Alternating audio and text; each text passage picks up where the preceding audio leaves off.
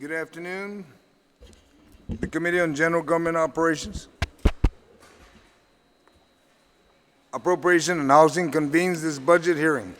Budget hearing notices were given to the media on Friday, May 31st. The second notice was on June 11th, and for the record, today is Friday, June 14th. This budget hearing is called to order as of 2 o'clock. The committee will hear and accept testimonies, both oral and written, on the following: Fiscal year 2020 budget hearing of the Guam Police Department.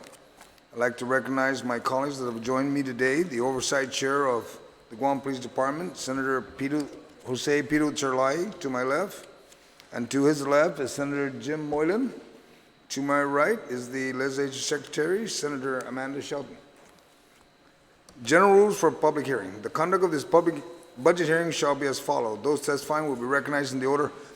As a matter of fact, we will begin with the chief, and then he will direct whoever needs to answer the questions. Written testimony may be read. Lengthy written testimony should be summarized to about 5 minutes. This hearing is all about the police department, so there will be no time limit. Please provide our legislative staff with your written testimony for photocopying. Testimony shall be confined to the substance.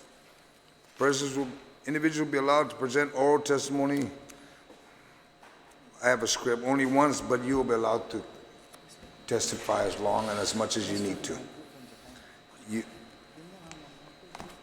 Proper form and decorum shall be practiced by all present in the public hearing. For the proceedings, individuals who fail to maintain proper form and decorum may be restricted from providing oral testimony or may be asked to leave or be escorted or moved from the room. I'm not worried about that. You're all police officers. You just escort yourself out, and that'll be okay with me. And when you speak, please make sure that the microphone is on and that you speak into the microphone. Please state your name for the record. You've all been sworn in that are testifying today. We will now begin to hear testimony on the fiscal year budget of the Guam Police Department. Senator Talai, would you like to make any statements? If not, the chief will begin.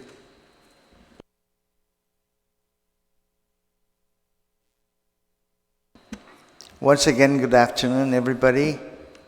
Thank you for being here with us, and I know that this budget hearing is going to be full of support with the senators up here, and I want to congratulate our new chief of police for really coming out and supporting, the issues that we have, especially the one in Manila regarding the incidents up there. And I just want to thank all of you here. I've been a cop. Joe has been a cop for so long, and we really know what the Guam Police Department really needs to support the activities that we all share.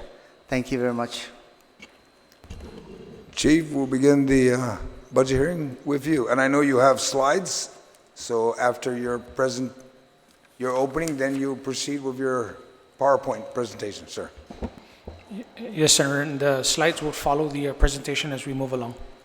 So, good afternoon, Mr. Chairman, Senator Joseph Agustin, and members of the Committee on Appropriations and Adjudication. I'd like to acknowledge and thank the presence of Senator Amanda Shelton, our chair, Senator Jose Piru Talai, and Senator James Moylan. I am Stephen C. Ignacio, Chief of Police for the Guam Police Department, and I am here in my official capacity, along with key members of the Guam Police Department. And if I may introduce them at this time. To my far left, I have Major Fred Chargleff. He is the Bureau Chief for Investigations Bureau.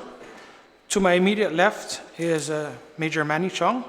He is the Acting Police Commander and the Bureau Chief for Operations Bureau. To my immediate right is our Administrative Services Officer, Ms. Virginia Manglotnia. And to my far right is Major Andrew Kirigua. He's in charge of our Services Bureau. We're here to render testimony on the fiscal year 2020 Guam Police Department budget review process. What you see on the screen is the agenda for this afternoon's testimony. As my staff officers and I begin our testimony, I would first like to thank the committee for your continued support of the Guam Police Department, and I look forward to a continuous collaboration between GPD and this legislative body to ensure that the police service is at a level expected by the people of Guam. while operating as efficiently as possible to ensure that we achieve the best return on our investments for every single dollar spent in our budget. It is important to note that the staff and management of the Guam Police Department continues to work closely with the Bureau of Budget and Management Research, BBMR, and the Department of Administration, DOA, to ensure that we are meeting the intent of the current Budget Act and developing solutions that will assist us in achieving the priorities of the Guam Police Department, while understanding that we must be as efficient as possible. These priorities are to ensure that our police officers, statisticians, criminalists, law enforcement dispatchers, mechanics, and administrative and logistical non-uniform employees are led, paid, trained, and equipped to perform their duties. I am confident that our FY 2020 budget request submission achieves this and is adequate. Our testimony this afternoon provides an initial assessment of the FY 2020 budget projections introduced by the Governor of Guam, Lourdes Leon Guerrero, and Lieutenant Governor Joshua F. Tenorio. GPD expects funding in the General Fund, Special Fund, and Federal Fund Match categories to sustain police operations throughout the fiscal year 2020. An analysis of the FY 2020 budget projections in comparison with the FY 2019 Budget Act, Public Law 34-116, provides an overview of continuing costs critical to sustaining police services. A detailed view of the categories in the appropriated funding sources provided in the projections will show the distribution of the Guam Police Department's budget in the General Fund, Special Fund, which includes the Police Services Fund, Guam Highway Fund, Police Patrol and Equipment Fund, and the Tourist Attraction Fund, as well as the Federal Fund Match. The careful distribution of funds within each category of appropriations is critical to the performance of GPD's operational, investigative, administrative, and logistical services, and thereby contributing to the success of the overall goals and objectives of the department. In the General Fund, the FY 2020 projection is $27,723,567, an increase of 7.51% or $1.937,345 from the current fiscal year. This increase is a direct reflection of three major initiatives. One, significant increases in the number of sworn officers recruited into training cycles and commencing to field work within several months later. This increase will help realize the implementation of municipal policing in the 19 municipalities and support efforts in the specialized unit addressing violent crimes, property crimes, dangerous drugs, juvenile safety and domestic abuse, highway safety, and cyber crimes.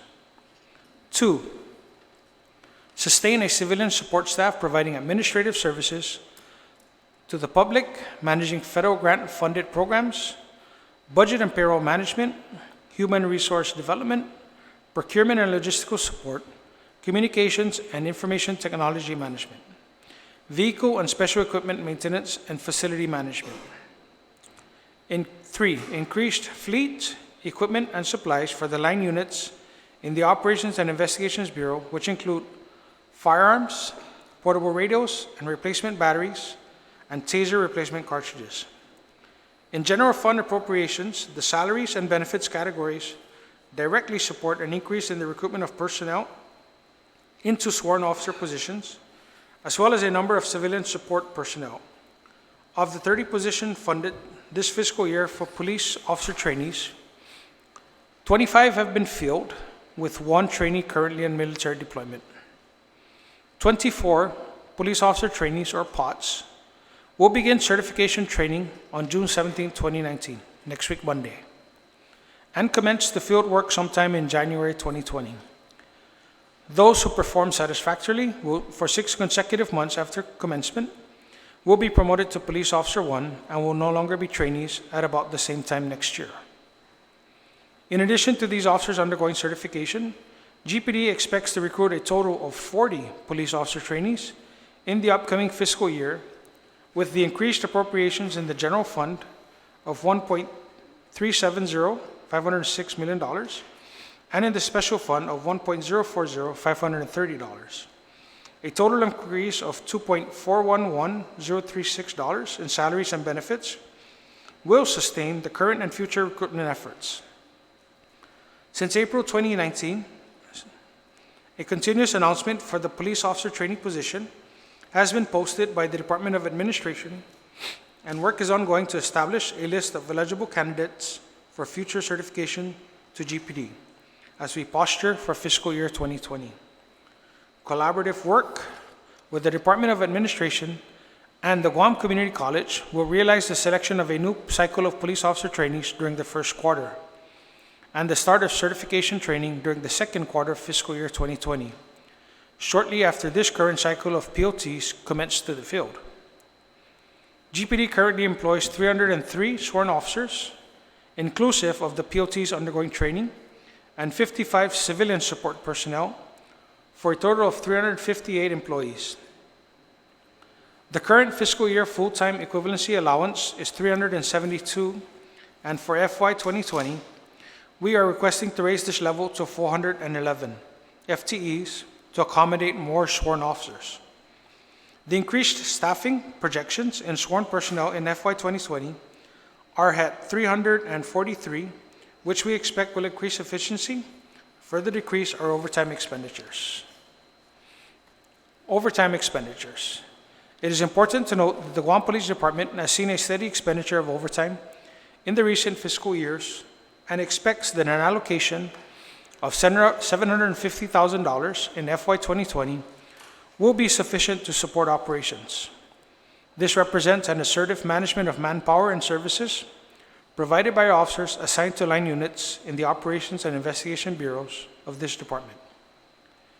GPD has worked with the current administration to curtail certain operations and have realized decreases in this expenditure. Together with the division chiefs and commanders, bureau chiefs monitor their respective overtime allocations on a bi-weekly basis and are empowered to implement direct measures to stay within the allocated amounts. As of the end of April 2019, the Guam Police Department expended $489,464.64 of the funding appropriated in the overtime category and has realized a significant decrease in expenditures at the same time in FY 2018, which was $526,438.50. GPD's projections in the general fund miscellaneous category are $761,172, which includes a federal match of $641,172 to administer the Recreational Boating Safety Grant Program.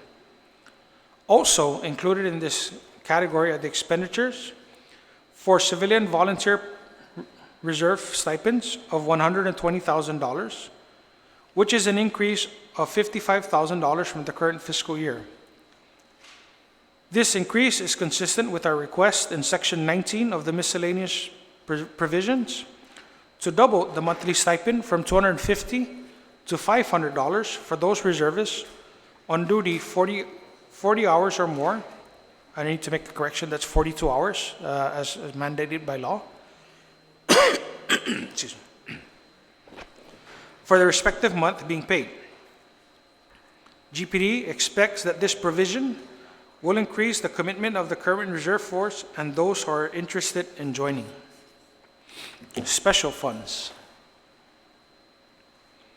In the special funds category, the FY 2020 special fund appropriation request is $9,456,989, which is an increase of 13.36% or $1,114,510 in comparison to the current year's special fund appropriation. Again, the significant increases are seen in the salaries and benefits categories, which will support GPD's recruitment efforts for sworn officers and civilian support personnel. Special funds increases are also projected in the supplies and materials and equipment categories, where a total expenditure of $1.193,595 is requested in FY 2020. These expenditures will be seen in the supplies and materials category with the procurement of, number one, $250,000 for fuel. Two, $205,000 for office needs, including paper, printer ink, cleaning supplies, etc. $318,483 of police patrol and equipment or OVIS funds to support the service needs of the patrol vehicle fleet. In the equipment category for FY 2020, GPD is projecting the expenditure of $420,000 for the procurement of one, $50,000 for tasers and replacement cartridges, two, $100,000 for firearms and ammunition, three, $240,000 for portable police radios, and four, $30,112 for portable radio replacement batteries and antenna. Our highlights for 2019. Having provided a discussion and displayed a presentation of our FY 2020 budget proposal, I would now like to put before this committee some important highlights that the Guam Police Department has realized with the funding that it has received in the current Budget Act. Under the Office of the Chief of Police. Through the Office of the Chief of Police, the Guam Police Department continues to grow its community outreach efforts by increasing the cooperation with our community in order to proactively solve and prevent problems of criminality in neighborhoods throughout our island. We do this through our community outreach programs, such as the Neighborhood Watch program, which has over 38 groups in 16 municipalities around Guam. We also take great pride in the strong partnership we formed with the Guam Department of Education, the Micronesian Resource Center, Manietlu, the Guam Coalition Against Sexual Assault and Family Violence, Healing Hearts Crisis Center, Sanctuary, and many other great partners. These partnerships ensure we're constantly connected to the heart of our community and that we enhance the capabilities of our department in fostering positive relationships. These partnerships also extend to our fellow local and federal law enforcement partners, who we continue to assist and interact with in order to heighten the public safety efforts throughout our island. In our commitment to nurture and grow our cooperation with the community, other community outreach programs such as Coffee with the Cop, Youth Crime Watch, and the DARE campaign seeks to spread our message to all ages. Again, in our highlights, in our slides, we have the Neighborhood Watch program groups, partnerships with the previously mentioned associations and groups, and the different outreach activities. In our Operations Bureau, with those overarching accomplishments in mind, specifically in the Operations Bureau, the Guam Police Department's enabling legislation is detailed in Title 10, Health and Safety, Chapter 77, Guam Police Department. Under Article 3, Municipal Police details the manpower for the patrol precincts, which is 2 officers for every village and an additional officer for every 2,000 residents per village. According to the 2010 U.S. Census, Guam's population is nearly 160,000 people. There are 19 villages on island distributed among 4 precincts. This equates to a total of 2 officers per village multiplied by the 19 villages. There's 38 officers multiplied by 4 shifts, which will equate to 152 officers. The 1 officer per additional 2,000 residents, 12-hour shift used since it will be consistent with regular patrol shifts and anticipated natural or man-made disasters, which will not accumulate over time.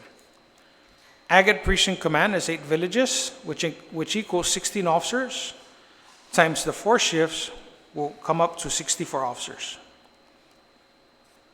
There are 22,547, according to the census, residents in the 8 villages covered by the Agate Precinct. And that will equate to 11 officers times 4 shifts will come up to 44 officers. So Agate Precinct alone needs a total of 108 officers to realize the municipal planning. The municipal policing concept. Moving on to Tumon Precinct Command. They have 2 villages, which equals 2 officers by 4 shifts, 16 officers. There are 19,685 people, which equates to about 9 officers, or 9 or 10 officers multiplied by 4, which will equate to an additional 40 officers. And for Tamuning Precinct, the municipal policing would need 56 officers. This number doesn't take into account the number of tourists visiting the island and staying in Tumon. The total number of hotel rooms in Tumon and Tumuning is 8,291, with a occupancy rate of about 90%, or 7,461 people. Divide this number by 2,000 and it equals 3.73, or 4 additional officers, times the 4 shifts, so an additional 16 officers is needed. You add that to the 56 for the current population, and Tamuning Precinct would need to realize 72 officers to meet the municipal policing concept. Hagåtña Precinct Command has 8 villages, which equals 16 officers, multiplied by 4 shifts, 64 officers. 51,644 people, or about 26 officers, by 4 shifts, 104 officers. Their grand total would be 168. Derado has 3 villages, which equals 6 officers, multiplied by 4 is 24, and a population of little over 65,000 people, or 33 officers times the 4 shifts. The grand total for Derado Precinct would be 156 officers. So taking into account the total number of patrol officers on duty per 12-hour shift, Agate would need 27 officers per shift, Hagåtña Precinct 42, Tamuning Precinct 18, Derado Precinct 39. 108 officers. Moving on to the actual number of personnel per precinct. Derado Precinct has 35 people assigned. They have 32 people on hand, 2 on military duty, and 1 on extended annual leave. Tamuning Precinct has 35 officers assigned, 31 are on hand, 2 are on military duty, and 2 on extended sick leave. Hagåtña Precinct has 37 assigned, 34 on hand, 1 military duty, 1 extended sick leave, and 1 is currently AWOL. Agate Precinct has 35 people assigned, 29 on hand, 4 in military duty, and 2 on extended sick leave. Special Operations Division has 14 people assigned, 11 are on hand, 1 in military duty, 2 on extended annual leave. Executive Security has 16 people assigned, and all are accounted for. Detention Processing Center has 5 assigned, 4 on hand, and 1 is on extended annual leave. Highway Patrol Division has 13 people assigned, and 13 are on hand. Article 2 gives guidance on the staffing of the Highway Patrol Division, which is no less than 30 personnel. However, due to personnel shortages that plague the department as a whole, this number is yet to be realized, and there are only 13 personnel assigned to HPD. The different precincts have a different volume of calls within Tamuning, with Tamuning Tumon Precinct receiving the most calls, then Derado Precinct, then Hagåtña, and Agate Precinct with the fewest volumes of calls. The same report shows a total number of calls for the year of 42,308. Of that number, Tamuning Tumon handled 36%, or 15,230 of those calls. Derado Precinct handled 25%, Hagåtña Precinct handled 24%, and Agate Precinct handled 15%. Distributing personnel based on the response matrix is represented below. Agate Precinct Command 20, 3 command staff, 4 shifts with 1 supervisor per shift, and 4 shifts with 1 desk watch officer per shift, 2 patrol officers for 3 shifts, 3 patrol officers for 1 shift. Hagåtña Precinct Command, 34 personnel, 3 command staff, 4 shifts with 1 supervisor per shift, 4 shifts with 1 desk watch officer per shift, 3 shifts of 6 patrol officers, or 1 shift of 5 patrol officers. Tumon Precinct Command, 50 personnel, 3 command staff, 4 shifts, 1 supervisor, 4 shifts with 1 desk watch per shift, or 3 shifts of 10 patrol officers, 1 shift of 9 patrol officers. Derado Precinct Command, 3 command staff, 4 shifts with 1 supervisor per shift, 4 shifts with 1 desk watch officer per shift, 3 shifts of 6 patrol, or 1 shift of 5 patrol officers. Agate Precinct has the largest geographical area, which is half the island, but has the lowest amount of calls. Tamuning Precinct has the smallest geographical area, but has the largest number of calls. Following this methodology of personnel distribution is not recommended and doesn't take into consideration the geographical factor. Again, that discussion is based on distributing manpower on calls. In the Investigations Bureau,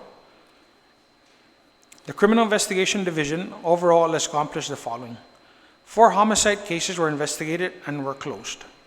287 cases closed ranging from sexual assault, kidnapping, child abuse, terrorizing assaults, robberies, domestic violence, thefts, contraband, and juvenile-related offenses. The Domestic Assault Response Team, or DART, made 15 arrests and executed 10 search warrants. The Crimes Against Person Unit effectuated 81 arrests and executed 21 search warrants. Property Crimes Unit effectuated 32 arrests and 30 search warrants. Juvenile Investigation Section took 60 minors into custody. In response to a rash of robberies, the Criminal Investigation Division formed a robbery task force to rapidly combat these crimes.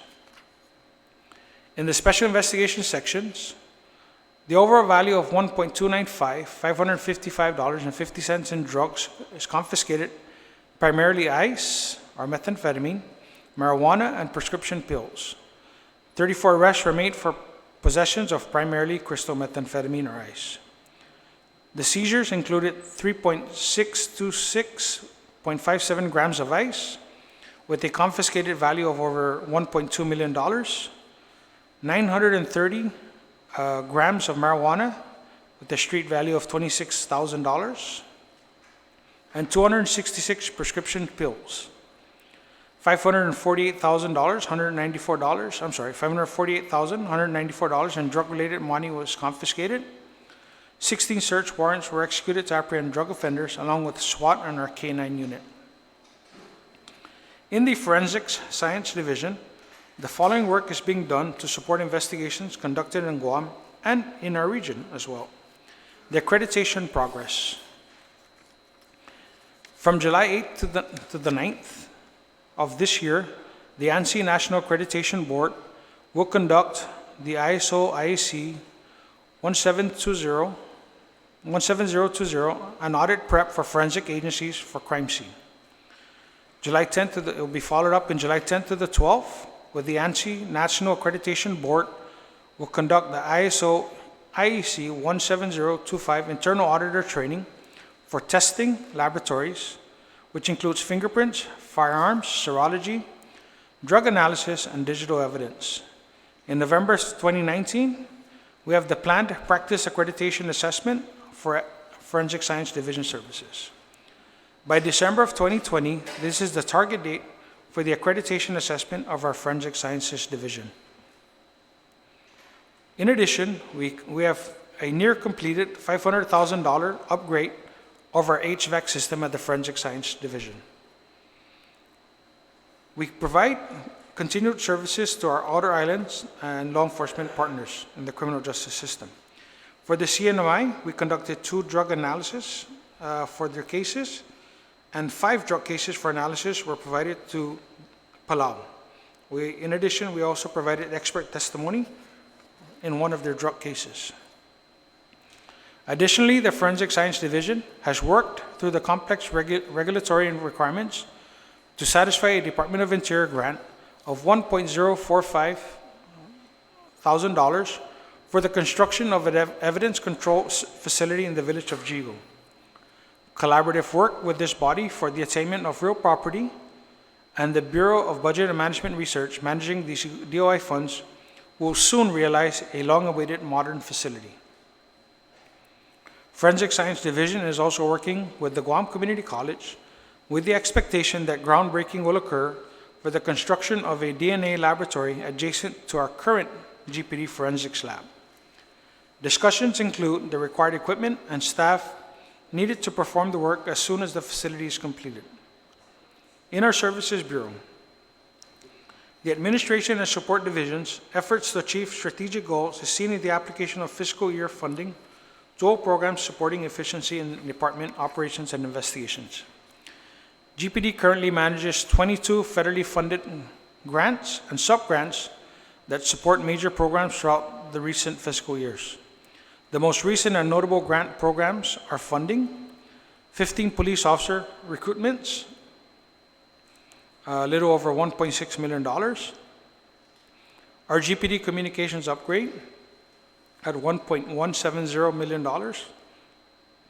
our evidence control facility at $1.045 million, our police patrol vehicles at $1 million, and our network system conversion at $500,000, for a grand total of $5.4 million in grant funding available at this time, and we continue to seek out funding opportunity announcements to support our operations. The Department of Interior grant funding for patrol vehicles of $1 million will allow the procurement of 2 transport vans, which we already have on hand, 12 patrol vehicles, pending the announcement by GSA, for a total of $631,800. The police radios and emergency lights and sirens for these vehicles at $240,210, which is reserved. In close collaboration with the Guam Housing and Urban Renewal Authority, or GURA, GPD expects the opening of the new Central Precinct headquarters in the village of Sinonia next week on June 20, 2019, which was secured by a $2.937,300 grant from the Community Development Block Grant, or CDBG. GPD also funded the procurement of needed hardware compatible with the Aegis upgrade for approximately $100,000, which included desktop computers, laptop computers for mobile field report work, and evidence processing scanners and related equipment. Last month, GPD completed the installation of mobile computers equipped with broadband services, allowing for patrolmen to perform all work and investigative research remote from a precinct and in the community they are assigned. While performing field operations, they will be supported by essential data in real time, increasing situational awareness, officer safety, and the efficiency of our services. The GPD budget projection. It is important to note that as a result of the recent payment of overtime due both active and inactive personnel earned from December 2007 to December 2010, popularly known as the 4043 case, prior obligations have decreased by $879,647.67. Prior obligations by the Guam Police Department currently include payments to the Government of Guam Retirement Fund, estimated at close to $330,000.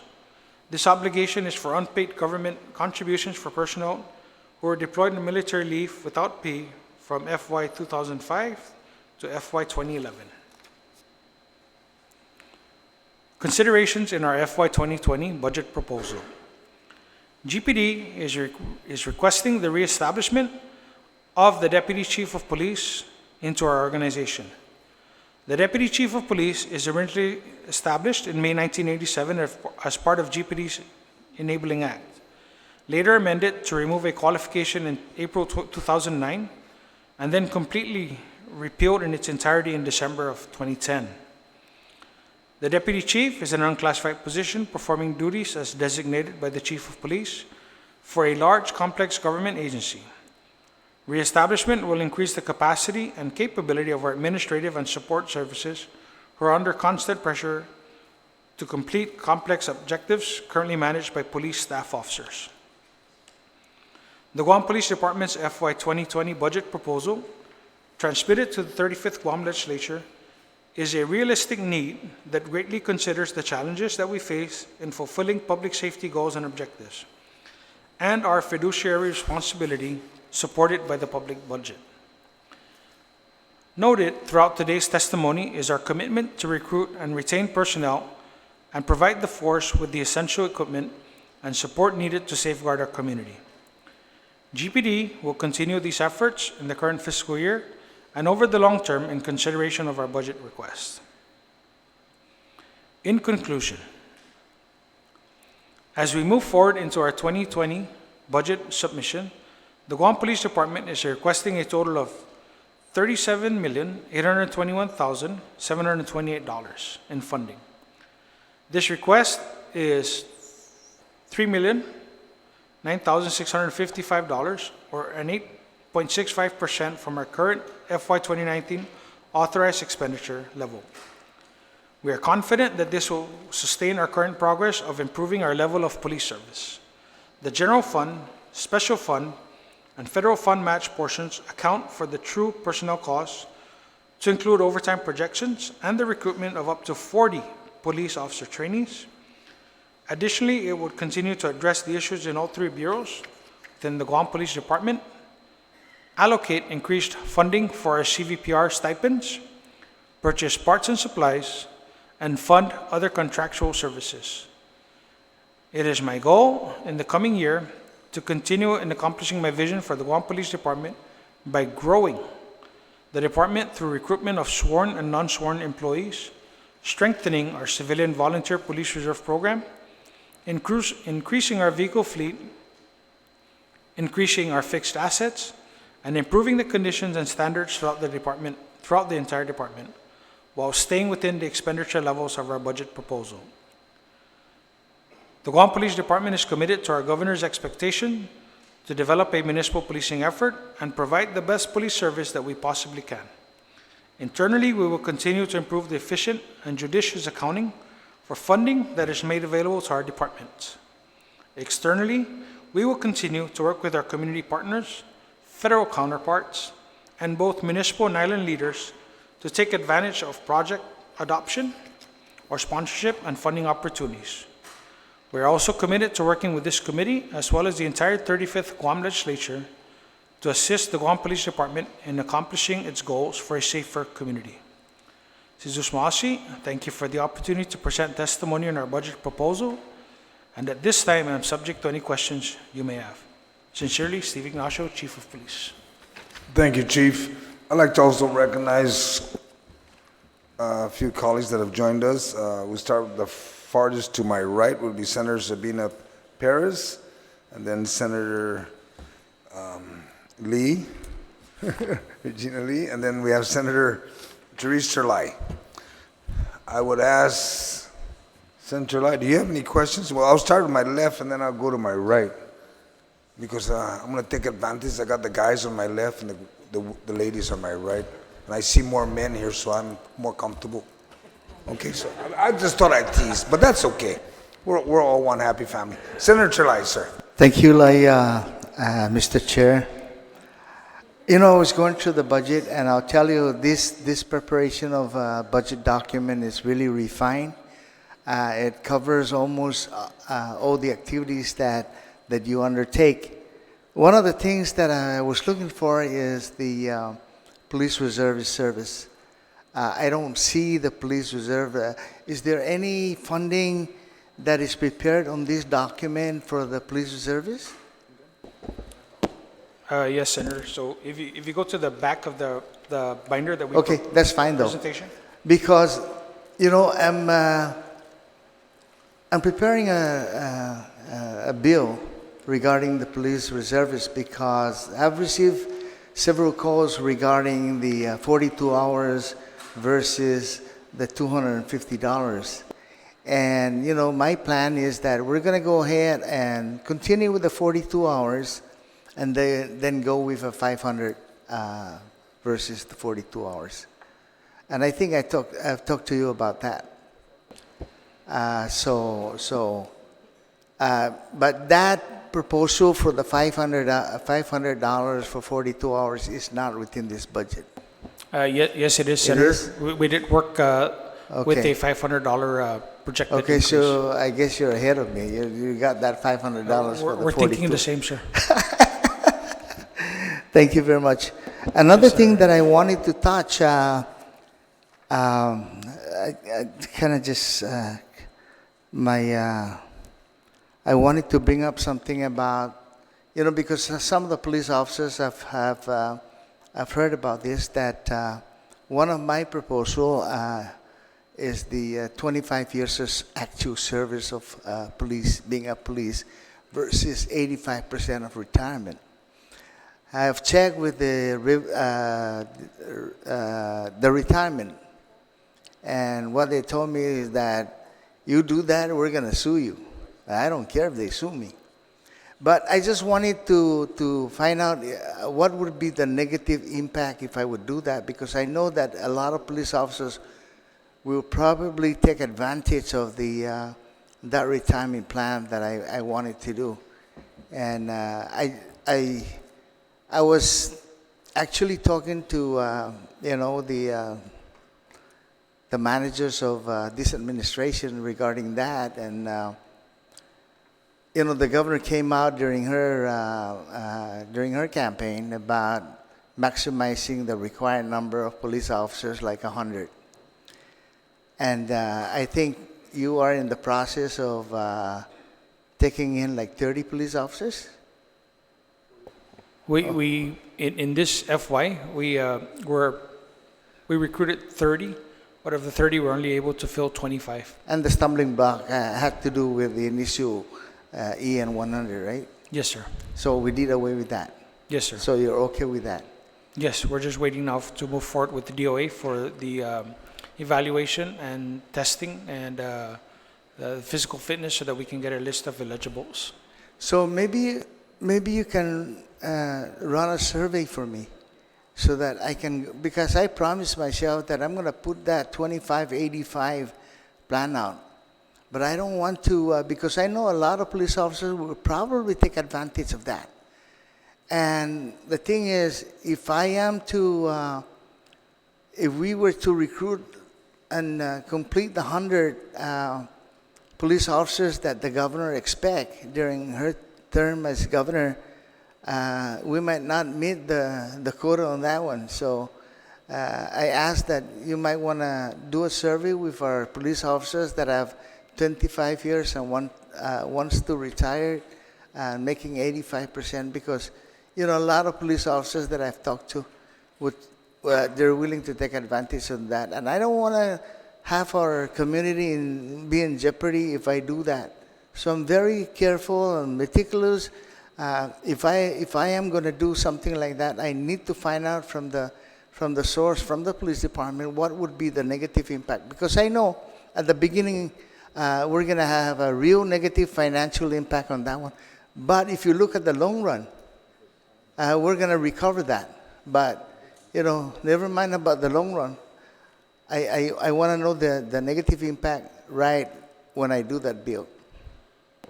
Yes, Senator. My staff is taking notes, and we can report that back to you. Thank you very much, Mr. Chair. Thank you, Senator Chulay. Senator Moylan? Thank you, Mr. Chair. Thank you, Chief. Great report. Appreciate the work. I understand you needing the deputy chief position, and you explained it really well.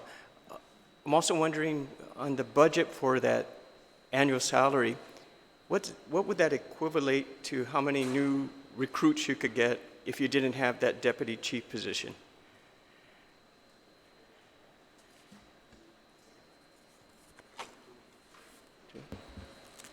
Good morning, Board. The cost for a police officer trainee is $38,000, almost $997, and the allocation or the appropriation request that's in the current staffing or the staffing pattern for FY 2020 that was presented to you shows $68,152 for a deputy chief of police. So that's the difference, maybe two. Okay. Yeah, thank you. Another question, Mr. Chair. The post requirements upcoming, do you project if somebody, I'm sure you're looking at doing well, somebody may not do well. I'm sure you have some projections of when that post finally comes in, how that will affect your department, and if this would impact your budget negatively if you were to lose officers for that requirement. Sir, so there's currently two major objectives that we're tracking with the post commission, and one, of course, is the physical fitness, and then the second one, though, that seemed to have fell off the radar, but we're putting back in discussion, is actual post certification, and I believe that deadline is closely approaching, and that doesn't only affect the police department but the entire peace officers community. So unfortunately, there is no executive director at the post, so having meetings has been quite challenging. I am the chair for post, but we don't have an executive director, so we've been trying to work through that issue right now. Do you have an idea where some folks won't qualify and how that affects your budget? Would you have to make some drastic changes, or or things moving along? I'm just wondering if you need, how this would hurt you or help you, or if it's not a condition, then it's not a condition. I can get back to you, Senator, on that. We would have to look at who passed and who failed the PFQT. And again, but that's just only one aspect because we have not yet to explore and fully understand the actual post-certification, which is the academic stuff Okay. that needs to be met. Okay, thank you. And one final question, Mr. Chair. I noticed on your slide on the executive security, it looks much better than it did before on the cost-cutting measures that has happened. So what is the total projection that you have for the executive security at the governor's office there? What is your total amount of annual budget that you're doing to support that? Or is that your budget, or whose budget is that? The police officers assigned to executive security section fall under our budget, and they fall under our operations bureau. So they're budgeted for under the Guam Police, and they fall under our operations bureau's budget. So the total cost you're projecting in your budget for the executive security is how much? We don't have that specifically for executive security, but there was a decrease in personnel from 18, I believe, down to 12. I'm sorry, 16 police officers previously. We're down to 12 officers now. So it reduced. I did see on the Yes. comparison from previous administration that there is a drop, which that is good.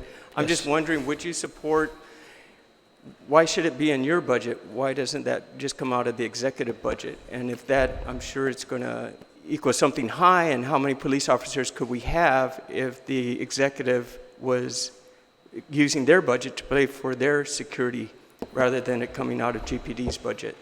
Right. Well, it comes out of our budget because they are our personnel, so we take care of them. We take care of them. I agree with Yes. you on that, but I'd like to see your budget go to protecting also and building your force and so forth. If we can get the budget coming out of the executive side and still pay for their hours, that's fine, to save your budget as well. Yes, sir. Okay, thank you. Thank you, Chief. Thank you very much. Thank you, Senator Moylan. Senator Shelton, Yeah. and then I'll work my way to my right. Okay, thank you very much, Mr. Chair. Thank you, Chief, for that presentation, and thank you to everyone for being here today to answer our questions. Chief, can you tell me of the 25 new cadets, how many of them, do you already know if any of those will go to Highway Patrol? Are you able to make that determination now? No. Once they graduate, they of course will be assigned to our patrol division. Okay. What that allows is, depending on what the shortage is when they do graduate, it allows Major Manny and the rest of my staff, the police commander, to look at moving some other more seasoned and experienced personnel into what we call the specialized units. Highway Patrol is one of those that we consider a specialized unit, Okay. such as Highway Patrol and Investigations Bureau. Okay, thank you. And then I know you mentioned in the miscellaneous part of the budget that you're requesting an increase of $55,000 for the monthly stipend of reservists. In this amount, are you also including the need to recruit more reservists? Yes, so we've been having discussions with Mr. Roberto, from the department chair of the Criminal Justice Department at Guam Community College. So what we're doing is we'll be talking about what will be called a law enforcement bridge academy. So what that does is that it takes some of his criminal justice students, like there's a class going on right now, so they graduate in mid-July. And what that does is that whatever classes they're missing to meet the same requirements as a police officer, which is required under post, they're going to be provided those classes, and then they would meet the academic requirements to become a police officer or a CVPR. And then we would recruit them and pay for all the psych eval, the drug testing, the background investigation.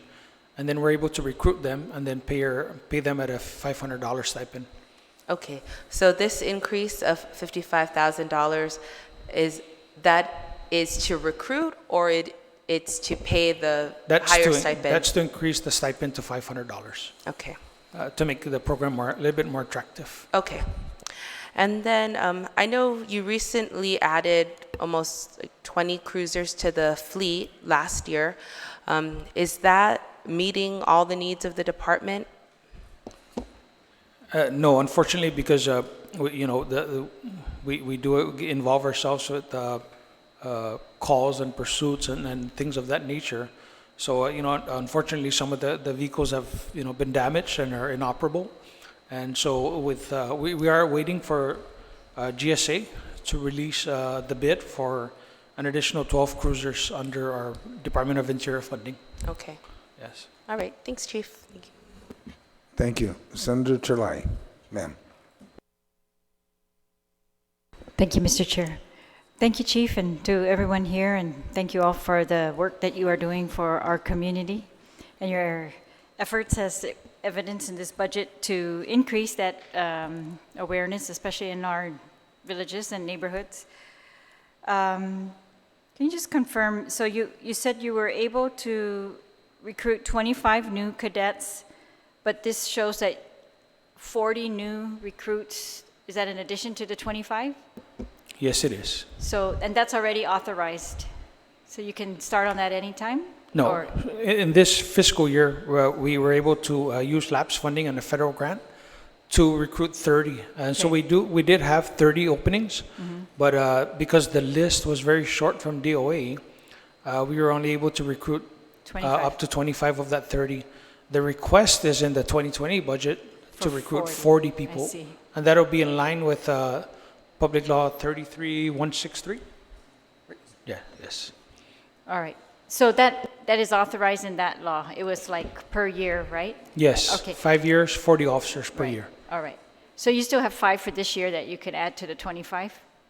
Is that going to be possible? Yes, ma'am. If we can get a list from DOA, we can actually recruit an additional 5 more officers this fiscal year. All right, but the 40 that for 2020 are going to be funded, that's from federal funds or from local funds? It'll be a combination primarily of local funds, 25 officers, and 15 officers will be from the federal grants. Oh, okay. Was it necessary for you in 2019 to hire from retirees? Did we hire retirees? Yes. Yes, we actually recruited 2 retirees. Oh, just 2? There's 2. Oh, okay. I was just curious how often you had to use that. I know we tried to put that in all the budgets, thinking, Yes. but it just, The door's always open for our retirees, and 2 came knocking. okay. When you move the Hagatna precinct up to Sinhanya, then what happens in Hagatna? Do you think there will be some police presence down here? Yes, ma'am. Captain Castro will make sure that we will always have police presence. I know that GVB has increased their visitor safety officers down in Hagatna right now.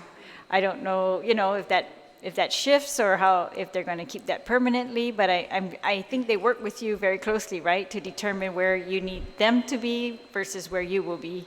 Yes, ma'am, absolutely. And we welcome the VSO program. It supplements our effort, our policing effort, and it provides additional eyes and ears, and it just increases the safety for our visitors and our community as well. Well, the Sinhanya facility looks beautiful, but yeah, I just wanted to make sure because we seem to have an increase of activity down here in Hagatna, especially with the carnival, so that's very obvious now and all the other events that we've had, but I think people are actually starting to walk again and do that type of activity down here after work, and that's what my personal observation has been. So I hope that they continue to feel safe to do that, because not too long ago, maybe even just 2 months ago, they were not feeling like that at all. So I want to thank you for your efforts in that regard. Yes, ma'am. Thank you very much.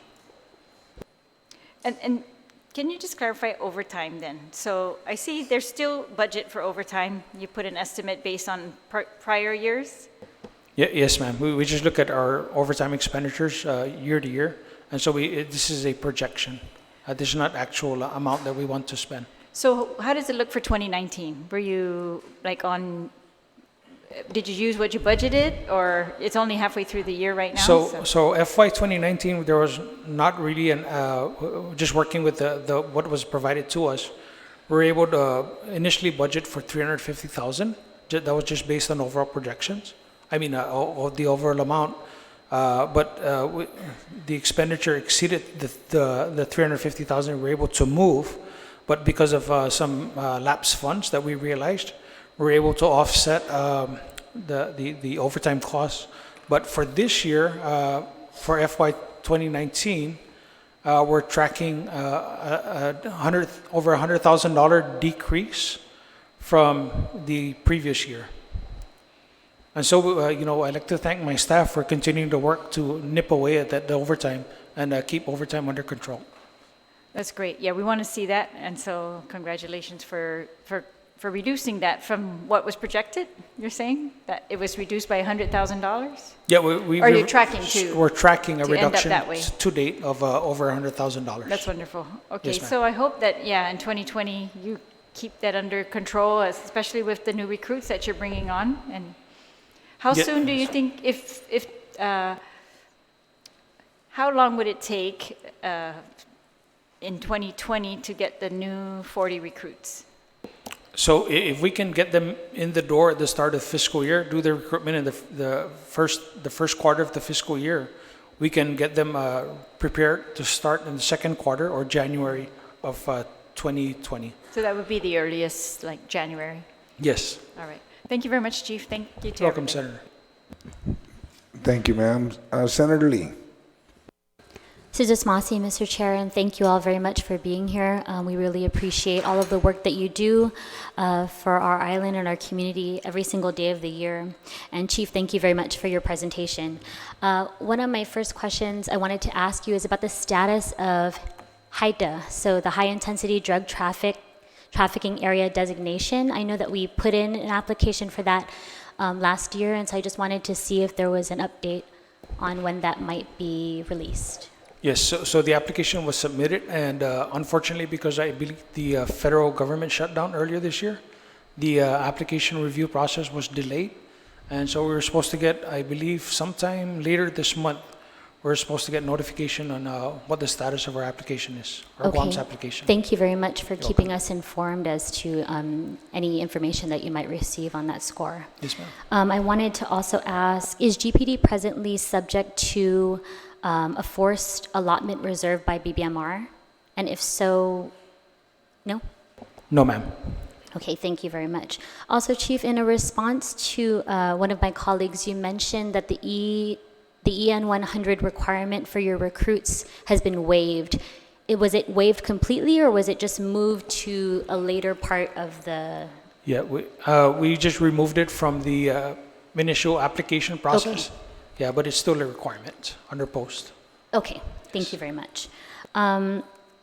In terms of officer recruitment, you had mentioned earlier in your presentation information about officers who are on extended sick leave, officers who are presently serving in the armed forces. So I just wanted to kind of get a broader picture of how many officers you have that kind of fall under the attrition or retirement, like what's the total number in the last FY that are not in the service anymore, or not presently working at GPD?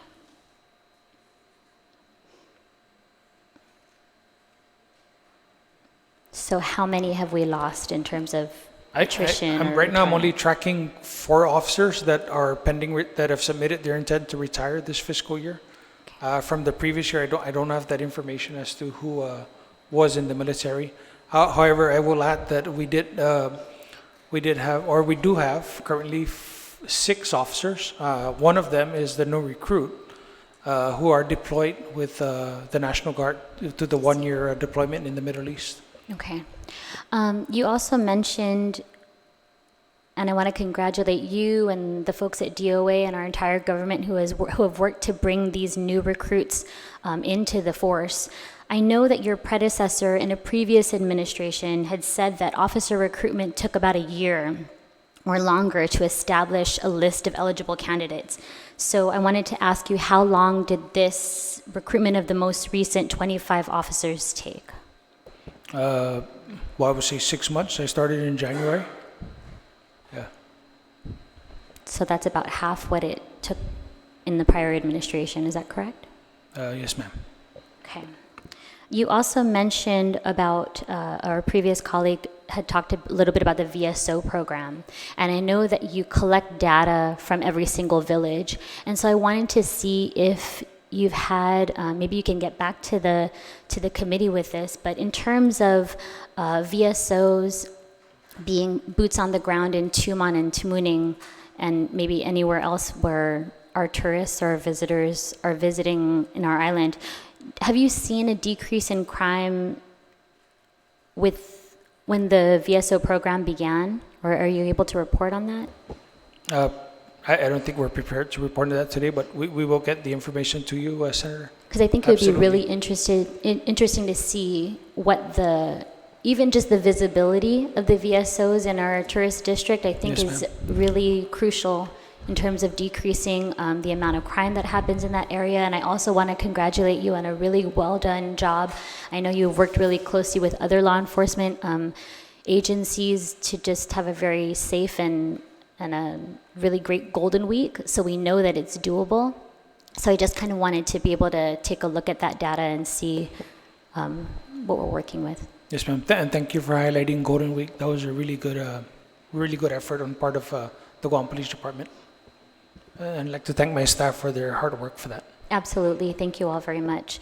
My last question is, you had mentioned about the overtime payout, and so that's not included in the overtime request that you're making in this FY20, correct? No, so that overtime payout is what we call the 4043. So that's based on a court-ordered judgment that we had to pay. Right. And is that for officers only, or does that include administrative support staff? No, that was strictly for uniformed personnel. So is there any overtime that has been accrued by administrative support staff? Yes, but we're current on all our overtime obligations. For the entire department? Yes, we continue to pay our overtime as much as possible on time. Okay. And is the administrative support staff overtime also calculated for future overtime? Is that also calculated in this budget that you've submitted? Yes, ma'am, because there are some work that the administrative staff do, like coming in on weekends to process magistrate reports. Absolutely. So those figures are considered when we calculate how much overtime monies we need. Thank you. Chief, one last, not really a question, but just a request. I know that there are several programs that are being put forward by behavioral health in terms of mental health first aid. And I was able to take one of those classes last year. It's an 8-hour training. And I think it would be really great if the Guam Police Department could also participate, if not already, in some of those mental health first aid training programs that are available through GIPWIC. Yes, ma'am. I also attended that one last year. A very Okay. good program it is. Thank you very much. You're welcome, ma'am. Mr. Masi. Thank you, Senator Lee. You're good? Okay. If you want to ask that question, I'm going to ask Sabina, and then I'll come back to the other. Senator Sabina Paris? Thank you, Mr. Chair, and thank you to the Police Department for being here today and all your work in the community, and also putting together this very hefty report. So I just have a couple questions. Being Procurement Oversight Chair, I just noticed in the contractual services side, the maintenance agreements is the large portion of those. So is that in connection to the fleet? So some of our larger contractual obligations, actually one of them is the largest is Motorola, and I think that's hovering close to 500. Yeah, close to $500,000. Unfortunately, because that system is severely antiquated, it really costs a lot more money to support. Has there been any assessment to find out a replacement versus continuing these maintenance agreements over time? Yes, ma'am. So if you recall, many years ago, the Department of Interior awarded the Guam Police Department monies to upgrade its land mobile radio system. So right now, we have submitted some documents to the Attorney General's office. So we're waiting for them to complete the review, and then from there we will be able to get the RFQ. We'll be able to get an RFQ out of their office and then move it down to the RFP, and then we'll be able to move forward with what we call phase 1. So it's a multi-step bid process, is that correct? Yes, there's these 2 major components: the assessment and then the actual implementation. So with that also, I noticed also the telephone bills are going up pretty much. Is that also connected to that as well? Yes, so a big portion of our telephone bill is actually related to our internet lines. We use a lot, we're heavy internet users because of our broadband users, because of the amount of, or most of our reporting is done electronically or digitally. So there are 2 separate things, the Motorola versus the internet, the increase. Yes, so yeah, under our contractual stuff, that's the Motorola, our system service maintenance agreements for our records management system are with Tyler Tech. How long are those agreements for? Is there an opportunity to rebid to get better pricing? Not for Motorola because that's our current system. And then also our records management system is with Tyler Tech. So we have to, you know, we're locked into to those services. For how long? It's not like a 1 or 2 or 3 years. It's the system that we purchased, and we're just maintaining it, the use.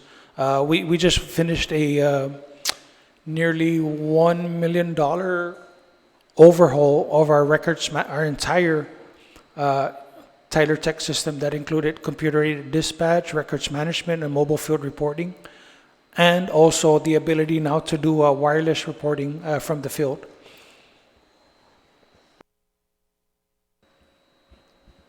The other question is the federal matching. So I noticed there was some money for federal matching. What does that go towards as far as programs? So the federal match is strictly for the recreational boating safety grant, and that's what supports a lot of the efforts that we do. We share that grant, or we sub-grant also to the Guam Fire Department, and we support their search and rescue operations. All right, thank you. No further questions. Thank you. Thank you, Senators. Senator. I'm going to work my way towards me, so Senator Lee. Thank you so much. Thank you, Chief. In your presentation, you presented this graph. It's a 2018-2019 crime graph in terms of, and Yes, it's ma'am. broken down. So I just wanted to ask you, you also mentioned a robbery task force that has recently been implemented. So I wanted to just give you an opportunity to give us a little bit more information about that. When was the task force formed? Who sits on the task force? How often do they meet? Senator, so earlier this year, we noticed that there was a spike in the number of purse snatchings or robberies that were occurring down in Tumon, specifically for Tumon. I see. And so we just formed a small robbery task force specifically to address that. And within a couple of weeks or less than a month, we were able to reduce that to 0. Okay. Yeah, so it's not a long-term task force established through an executive order. It's something ad hoc that we put together to address a problem in the community. I see. I'm also looking at this crime graph, and it's showing burglary, breaking and entering, and aggravated assault is extremely high in all of the months that were reported. So would that be something that the department might consider in terms of creating a task force to address those as well? Yes, and we continue to address crime. Unfortunately, crime does occur, and we continue to work with our investigations bureau and our operations bureau. If a task force is needed, then we will form one to address certain issues. Right, and I also saw another chart here that kind of puts Guam in terms of other jurisdictions with a similar population, and you can see that Guam is on a real low end in terms of crime when compared to, let's say, Maui. I saw some other places in Colorado and elsewhere, which is Yes. good, but it's just, we hear from constituents, and when it happens to you, it doesn't matter if, it's not happening to your neighbors. They're just feeling it's a very personal thing. They feel like they are not safe in their homes. And so I just want to thank you in advance for all the work that you're going to continue to do to make sure that our community is safe. Thank you, Senator. Thanks, Chief. Thank you, Senator. Senator Terlai. Thank you, Mr. Chair. Chief, for FY19, do you predict any lapses?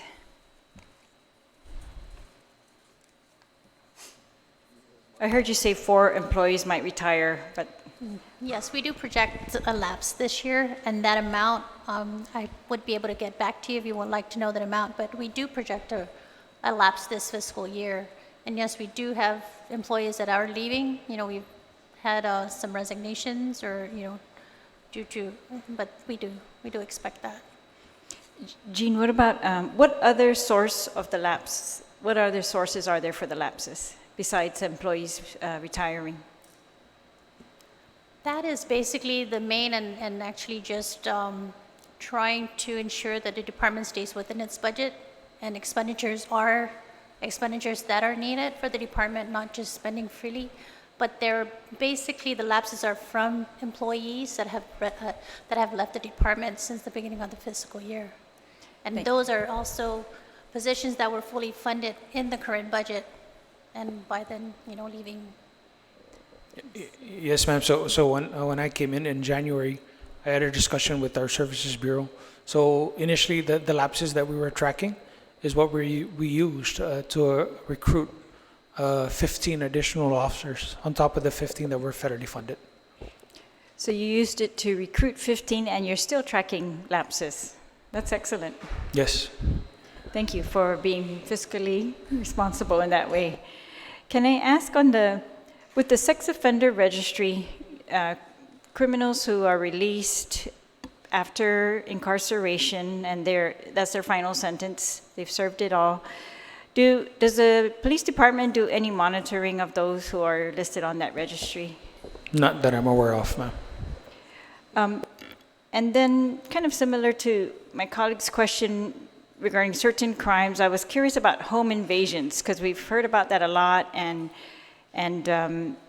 very concerning. And I was just wondering if there's any different strategy that's been employed in the last few months to, I know that you caught a couple people, right? And I think it was through the help, well, the newspaper says it's through the help of this neighborhood watch, but other strategies by the police department that have changed or helped you or that you are looking to implement that would give the public some assurance about home invasions particularly because those were very concerning. Yes, ma'am. So the neighborhood watch programs have really been a good driver of helping us solve crimes. And these continued partnerships that we have with our Operations Bureau and our Community Services or Community Outreach Division, really helps to get information to the Guam Police that helps to solve crime. We just had the meeting in Manila, and our resounding theme was needing more officers. And I think as we move forward, the more officers we get, the more officers we can put on patrol. The more officers we put on patrol, the more patrol officers you're going to see in your village. Okay, sorry, one more question then. Following, so what about convicted felons on their release? Do you keep tab of them in any special way? No, and so the only, if we do encounter people, we do have the ability to do checks on them or with them on their history because we do have real-time data connected to the computers that we have in our patrol cars now. So we can determine if the person that we're talking to in front of us has a record or a rap sheet or a previous conviction. Okay, because we keep a list of sex offenders, right, and their addresses, but on all the other felons that are released after serving their sentence, I don't know if we keep their addresses in records. I mean, do you? I mean, is that something that we have perhaps access, when they're doing neighborhood patrol, everybody's aware of that kind of thing? Yes, we do have access to that information at all times, and whether it's through the computer in your car, the laptop, or you call in to the desk watch officer at your precinct or to the central dispatch. Yeah, I guess what I'm getting at is because when these crimes, for example, home invasion, are committed by a previously convicted felon, it's very disturbing, right? And I guess I, for one, and I think a lot of people are hoping that the police are aware of convicted felons who are on release, who've been released, and that where they live, what their activities are, and just if you're going to do neighborhood type of policing, that's something that's incorporated into that you can tell us and work with the mayors to kind of keep tabs on that type of thing. Yes, ma'am. Anyway, thank you. Thank you, Senator. Senator Shelton. Thank you, Mr. Chair. Thank you, Chief. I just have a couple follow-up questions on the post requirements. I was looking at a report from the department from a couple years ago that stated the department was looking to implement a physical fitness program, and I wonder if that's something included in your budget or implemented already? So the physical fitness program is done at different levels. So within each of the 4 precincts, they all have their physical fitness programs. And so department-wide, every person is aware that there's a physical fitness requirement. However, there is nothing that we've budgeted that says, you can use X amount of money to get fit or whatever. Yeah, there's nothing like that. Okay. And I know you were saying that you're trying to recruit those in the criminal justice program, and I just wanted to know if these, for the reserve officers, if these reservists have to meet post standards? Yes, they do. Okay. Thank you. I'm going to start with Senator Moylan before you, Senator. Okay, Senator Moylan, I'll leave the oversight chair to be right before me. Senator Moylan. Thank you, Mr. Chair. Chief, you mentioned the retirees, right? And then also I guess on the desk jobs. Each of the precincts has somebody to answer the phones, I suppose, right? Are those civilian employees answering the phones, or do you have the retirees answering the phones? Who answers the phones at the different precincts there? Just the patrol officers that are on duty that day. Yeah, we don't have retirees that are answering the phones or dispatchers. Our dispatchers are centrally located up at Homeland Security. But at the precinct itself, the dispatch would send the call down to the precinct, right? Is that how it works? Yeah, I call 911 and then they'll... Yeah, so if you call 911, depending on where you're at and what the nature of the call is, you would be referred to our police dispatcher. And so the police dispatcher would determine which precinct they would refer you to, or if it's an emergency call, then they would stay on the line with you and just work through the radio to dispatch the officers to you. Yes. So at the precinct, the person that answers the phone, is that a civilian? No, sir, that's just a uniformed police officer. Is that, and then somebody's always assigned to answer the phone, I suppose, at every shift, at every precinct? Yes. Is that a job that could be handled by part-time retirees, or since they're trained and they know the codes? And we can't kind of go down this road before with DOA. So even if a retiree wants to come back in as a reemployment, unfortunately, he still has to meet the requirements of DOA, which is polygraph, psych eval, background investigation. Maybe is that something legislation can look at? It might be something we can work on some language to be included, so that it's actually, because it ties back in also to the post requirements. Even that as well. Yes. Because we have all that experience out there for the retirees that are more than happy to, use all the codes and got everything down, so we can have those regular ones out there on the beat there. That's what I'm getting at. Yes, and I can't recall a time where we did actually have civilian dispatchers at the precinct. Yeah. Likewise, because you're talking about 24 hours, right? So many officers manning just the phone itself. That's how many per day per precinct? Yeah, on any given shift, that'll be 4 officers. Yeah. 4 officers per precinct, and a total of how many precincts? Sorry. Yes, and Major Manny can expand on that. Thank you. Please, Major. Okay, Major Manny Chong. I'm the acting police commander for the Guam Police Department. Sir, the Guam Police Department has officers that have medical conditions. Okay, so rather than shelving them somewhere where they're not going to do actual police work, these are the officers that are manning the desks. Okay, they have a physical impairment that prevents them to go out, drive a car, respond to emergencies, arrest people, save lives. Okay, so they don't have that capability due to, and it's usually work-related injuries. Okay, so we put them at the desk watch. So, and as far as reaching out to retirees and people who have left the department, I've reached out to so many retirees, and I've told them, if you want to come back, you're going to come back at your own rank. And like the chief said, there's only 3 that actually tried to come back. 2 are already on board, and there's 1 more that's trying to come back. So the message is out there. We're doing everything, sir. Earlier, the chief testified on the different numbers. Okay, I put those numbers together for the Operations Bureau. You have this bill coming up regarding the municipal police statute. Okay, I gave the numbers for regarding that law regarding the precincts. Okay, then I gave the numbers of the current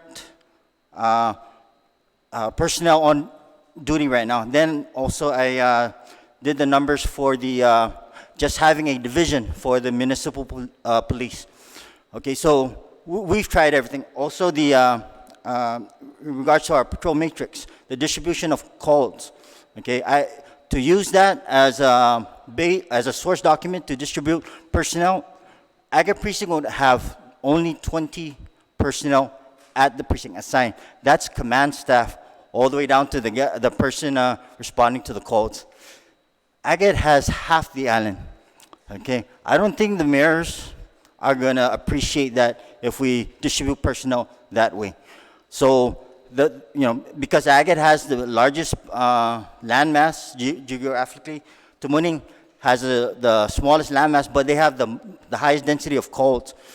So, to make it fair with all the precincts and, to ensure that the Guam Police Department is protecting the island as a whole, I had to distribute everybody equally, even the personnel that are on military.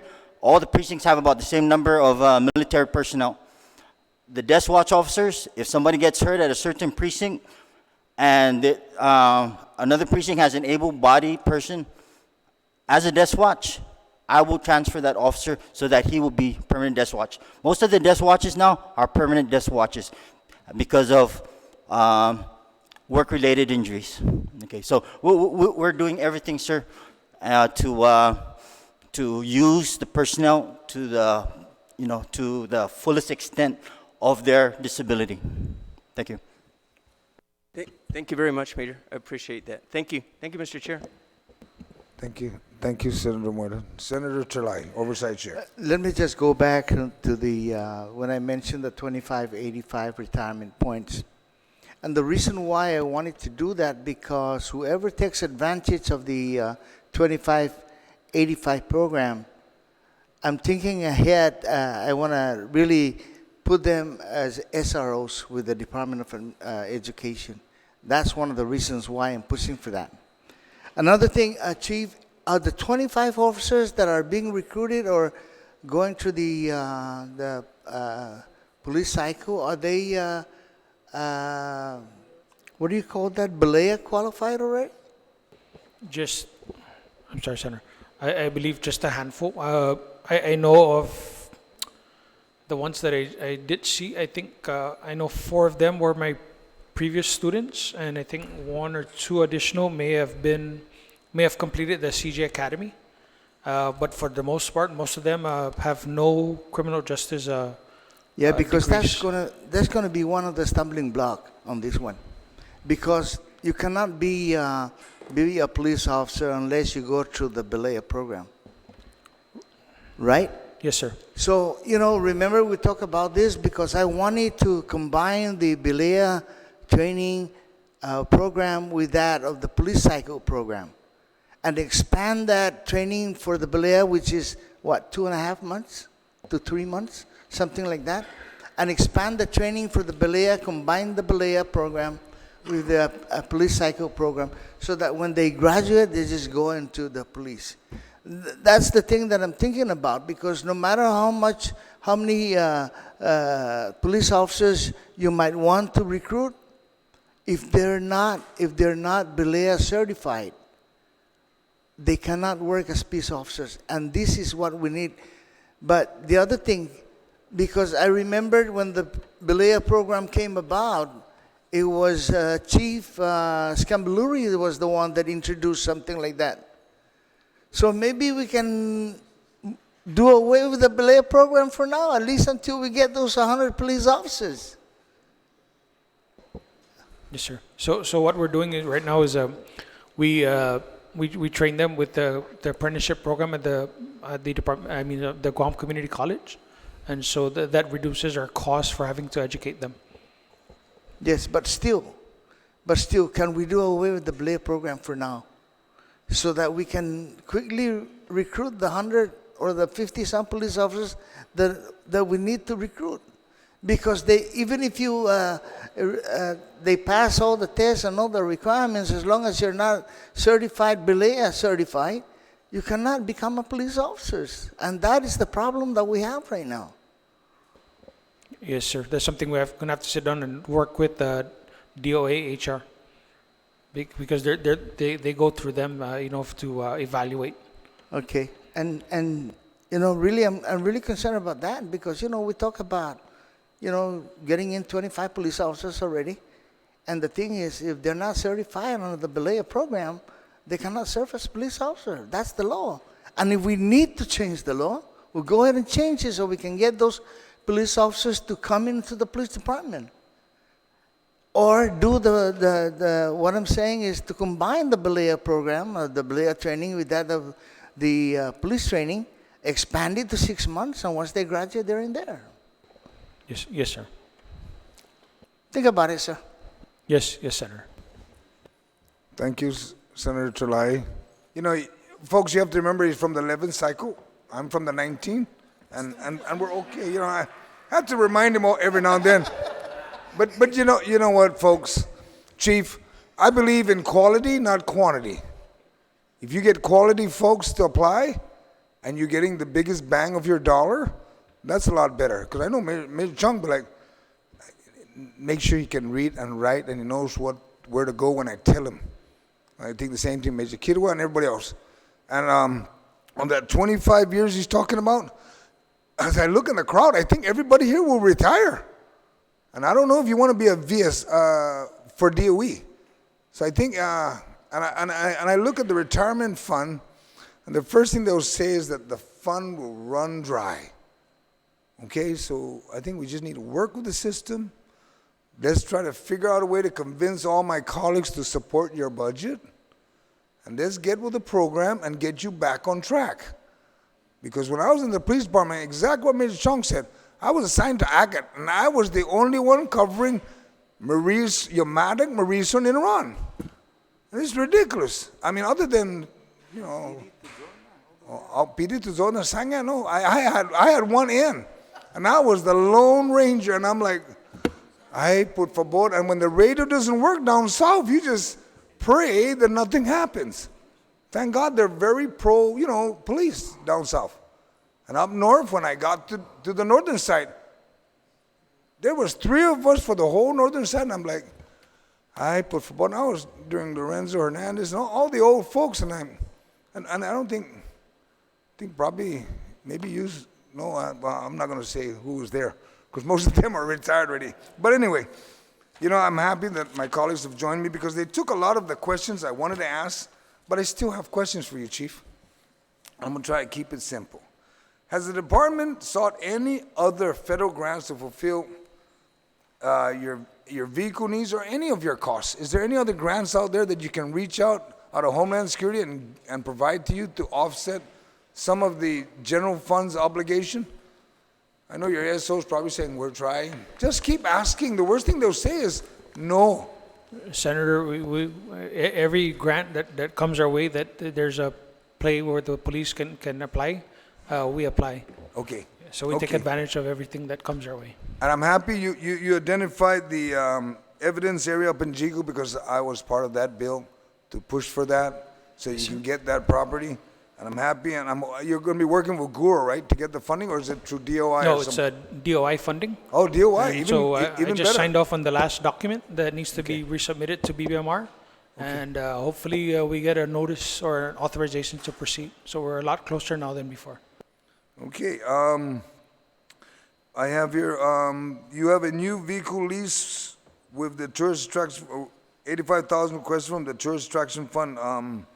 What is the reason for that new vehicle lease? So the vehicle lease is for the 4 vehicles that we have leased for the governor and lieutenant governor. Oh, okay.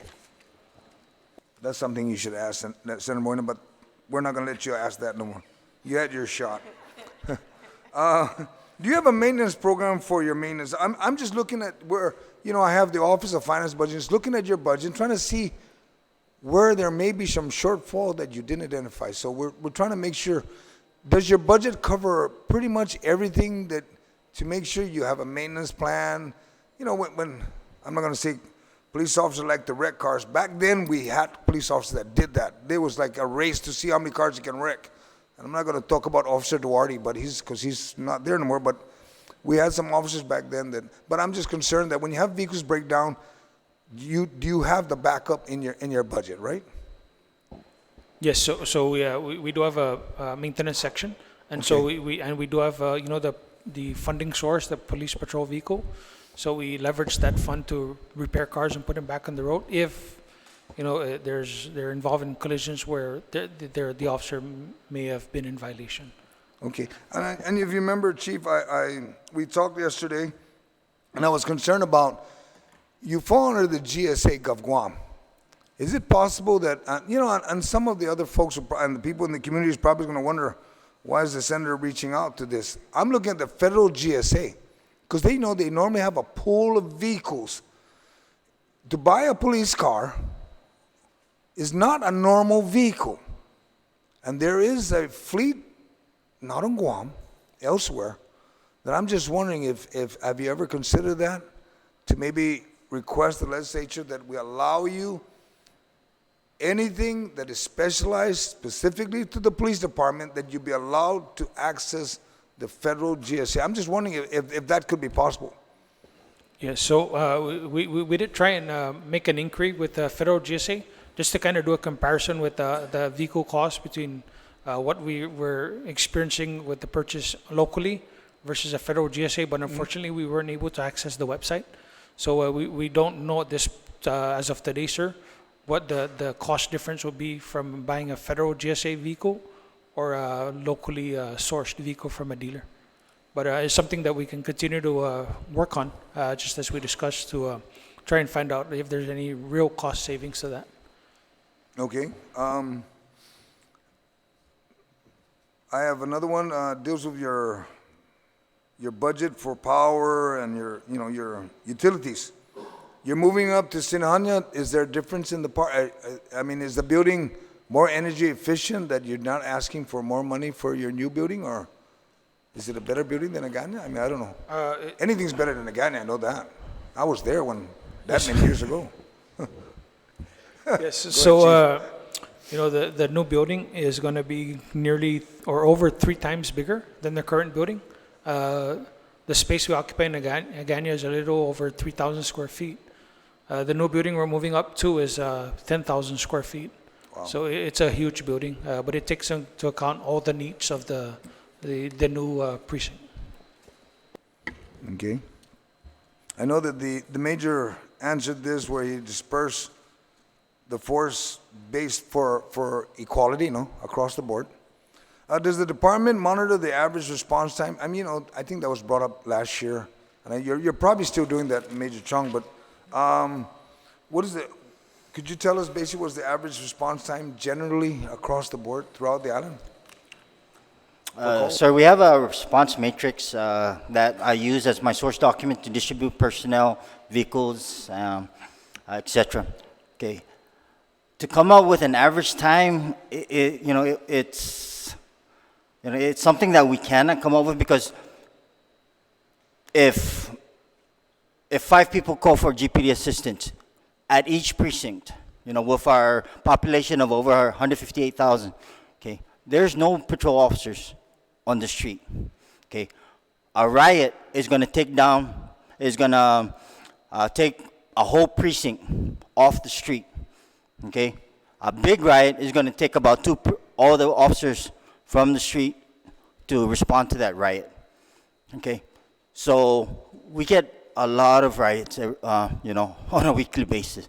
Okay, sir. So unfortunately, you know, if you're asking for a specific number, it's going to be close to an hour sometimes on certain hours of the day. Like for instance, you understand third platoon. Third platoon, that's probably the response time. The graveyard shift, because you know most people sleep. The response time might be a little bit better. Early in the morning, people wake up and they find the crimes that were committed over the evening. Okay, so officers and second platoon are just responding from calls, accidents, because people are rushing to work. So that's probably going to be, you know, close to an hour also, sir. So, you know, until we get more personnel, you know, into the force where we can, you know, be able to respond. And our response matrix, it'll show you for a certain number of officers per shift, the response time will get lower. Unfortunately, we're at the point where we only have like 5 officers on a good day at the precincts. That's about, you know, and that's if nobody's responding to any other calls. That's in the like the 20, 30 minute range, sir. But, you know, I have the response matrix. We can send that to you later, you know, with all the other documents that you're expecting. No, I like your response. I'm just Yeah. trying to send a message to my colleagues that Yeah. if we can support you to grow the number of police officers, Yes, sir. you can expect the response times to go down. Yes, sir. If anybody's going to say, I'm a victim today, well, then let's support the police department so that you won't be a victim tomorrow.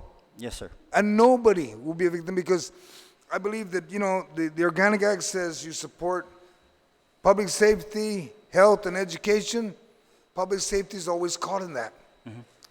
If we keep our people safe, and then we don't have to worry about our kids getting into riots, or when they become adults, Yes, sir. getting into riots. Yes. And then we don't have to worry about them going to GMH. Yes, sir. We reduce that cost. And if they get educated, then they won't commit crime. Then everything just starts to settle. And, you know, sir, just by the mere presence of more officers, you know, it's a deterrent. Oh, So, yes. you know, these riots are not going to happen because there's more officers out there. If it does happen, there's officers there to respond. So, yes, sir, you know, like the chief said, you know, every single red cent we are accounting for. And, you know, we're going to try to keep our overtime budget low. Hopefully these riots don't happen as much. You know, I've directed even the command staff, sorry, even our command staff, on certain days, they suit up and they go out and they help patrol. They either help highway patrol give tickets, they go saturate certain villages. We were supposed to look for those, a couple wanted individuals this past Tuesday. However, due to conflicting schedules with all our command staff, we had to cancel that. But, you know, we're the command staff, we're helping the patrol officers as much as we can while still continuing our regular duties. Thank you, sir. Does any of my colleagues have any additional questions to ask? Yes, yes, ma'am. Thank you very much, Mr. Chair, for the opportunity. Chief, regarding the civilian prior year obligations I was asking earlier, does GPD's prior year obligations include back pay for civilian employees that were recently promoted? Not civilians, ma'am. We do have back pay that we calculated with DOA. And that's only for uniformed officers or for That was everybody in the department? That was for the what we refer to as the USERA promotions. Yes. Okay, and then also, I believe it was mentioned earlier, the all-in cost for a single patrol officer, so including salary, benefits, training, training compression, and the police vehicle. Can you give me a roundabout figure for the all-in cost for one patrol officer? One patrol officer, strictly salaries and benefits is... Salary, benefits, and then maybe vehicle? Everything that they would need to... Salaries, benefits, and equipment, which includes uniforms, guns, and radio. We're looking at about at least, I believe, 50 grand. Yeah, about $50,000 all in for one police trainee. Okay, thank you very much. Thank you. Chief, one real short question. Increments is included, right, in this budget? Yes, those, sir. Thank you. Okay. Increments included. Okay. You know, Chief, I'm going to tell you straight up, and I'll be honest to everybody and all the police officers present. We're going to take a look at your budget, and we're going to do a scrub. We're going to see what money is available throughout the government of Guam. But you do have you have the level of priority over others. Yes. But we're going to take a look at where else there's money that's being spent that maybe needs to be redirected. Okay? Thank you. Okay? So I can't promise you everything, because I know my director's looking at me saying, don't give them. I said, no, we're going to work on whatever we can. And because, you know, it's to be fair. Police officers, you all need the help you need. Sir? You're not alone out there. Sir, you don't have to promise me everything. Just That's what I said. $821,728. Thank you, Chief. Thank you, sir. Okay. And I know there's no one else that would like to testify. So that there being none, the committee will conclude the budget hearing, fiscal year 2020 budget hearing. It is now 3:40. Thank you.